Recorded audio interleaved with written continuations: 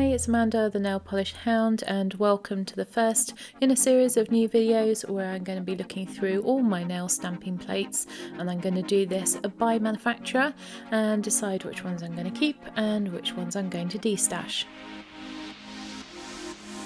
So I started buying KADS nail stamping plates when I got into doing layered stamping, as they were one of the few companies that started to produce these plates at the time.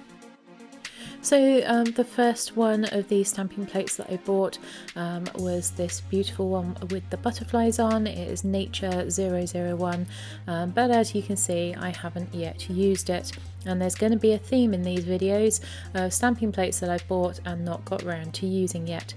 So I'm going to be putting some out ready to use and trying to log them somehow so that I know how to find them when I'm looking for a certain image. Anyway, you can see how the different layers of these stamping images all line up on top of each other, and you can end up with some very pretty images indeed. So I'm going to be keeping this stamping plate. So I'm going to do all of the layered stamping plates first, and this next one is Flower 035, and as you can see I haven't used this one either. I think I was attracted to it because of the roses, but I just haven't got round to using it. I have since got another layered stamping plate with rose images on it, which I think I preferred to this one, so this one is going to be going into my destash. The next one is Nature 006, and this is a layered stamping plate of leaf images. I have actually used this one in a manicure, and it was quite pretty, but I just don't think I'm going to use it again, so this one will also be going into my destash.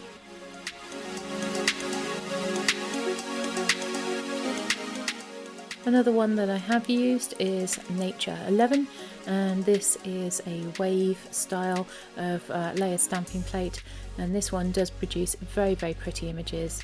I enjoyed using this one a lot, so I'm going to be keeping this nail stamping plate because it is very unique, and I've got nothing else like this in my stamping plate collection.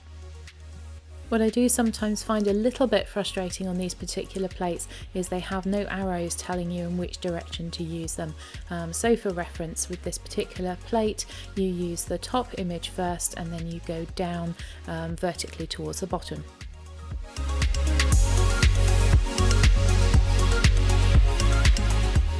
Next up we have this feather layering stamping plate, which has got a splat image down the right hand side. I don't know why this one is called Fashion 15, because for me this would fit more in the nature category. I do find their names for their plates a little bit confusing as well, but I haven't used this one, as you can see, still got the blue film on it, but I do love manicures with feathers in them, and I also like doing splat manicures, so I'm definitely going to be keeping this plate.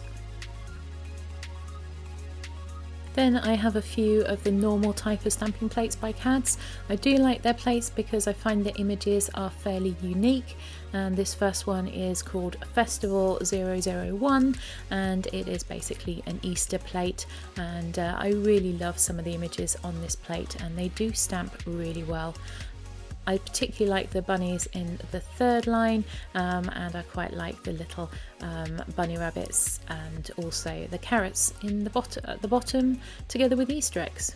So some very useful images for Easter manicures on this plate, and I will be keeping it. The next one is under the title of Fashion 005, but it is actually an animal print nail stamping plate, and there were some prints on this one. They're a little bit different to the other plates that I have, although I have got quite a few with animal prints on them, so I'm going to have to do a bit of a comparison at some point, but I particularly like the snakeskin one there in the middle. So I will be keeping this one for now, at least until I can do some comparisons and make sure that I have got all the animal prints that I need. The next one is called Fashion 14, and it is a series of these sort of dotacure type images. These were very popular last year, I think it was, and I have got a few plates with this type of image on them. I have used this one and it's stamped really well, and I'm pretty sure that one of my other plates didn't stamp so well. So I might keep this one out for a comparison, but I'm fairly certain this one will be staying in my collection.